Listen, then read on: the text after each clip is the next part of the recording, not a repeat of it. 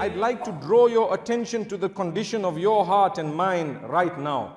In order to be able to benefit from the words of Allah subhanahu wa ta'ala and the sunnah of Muhammad sallallahu alayhi wa sallam, we need to remove any malice, jealousy, hatred, ill feeling from our hearts that we may have for our fellow brethren. It is important, because if we have that, it is a rust on the heart that will deny entry of the good teachings of Islam into our hearts.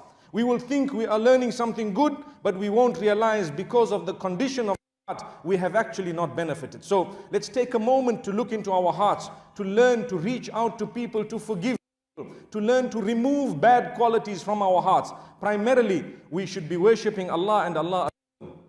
And we should try our best to follow Muhammad sallallahu alayhi wa sallam. That is impossible if we do not have knowledge.